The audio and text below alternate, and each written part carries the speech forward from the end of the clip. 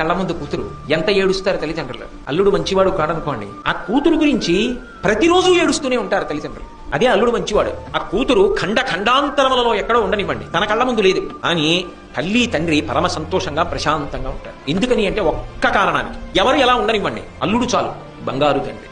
నా కూతుర్ని గుండెల్లో పెట్టుకు చూసుకుంటాడు, అదొక్కటి చాలు, ఆ తల్లిదండ్రులు బతికేస్తారు. మిగిలిన వాళ్ళు ఎంత అనుకూలంగా ఉండనివ్వండి, అల్లుడు ఒక్కడు సరైన వాడు కాడనుకోండి, ఆ కూతురు నాన్నగారు ఇవాళ ఇలా ఇబ్బంది పడ్డాను, నాన్నగారు ఇవాళ ఇలా ఇబ్బంది పడ్డాను అని చెప్తుంటే ప్రతిరోజు కూతురు చచ్చిపోయినంత బాధపడతాడు కదా గురువుగారు. అందుకని అల్లుడు మంచివాడైతే ఇంకొక కొడుకు పుట్టినట్టు. కొడుకుని చూడాలని ఎలా కోరుకుంటాడో తండ్రి, అలాగే మామగారు అల్లుణ్ణి చూడాలని కూడా అంతా పరితాపం పొందుతాడు, అంతా ప్రేమ పొందుతాడు. కాబట్టి కొడుకులతో ఒక కొడుకు పుట్టినట్టు. అల్లుడు మంచివాడు కాకపోతే అంత ప్రమాదం ఏర్పడినట్టు అన్నాడు. ఆ మాట నేను ఎప్పటికీ మర్చిపోను. ఎంత మహానుభావుడు అనుభవంతో చెప్పిన మాట. ఆడపిల్ల విషయం దగ్గరికి వచ్చేటప్పటికి తల్లిదండ్రులకు ఉన్నటువంటి పరిమితి ఏమిటో తెలుసా? ఈ పిల్లని జీవితాంతం సుఖపెట్టడం నా చేతిలో ఉందా? ఈ పిల్లని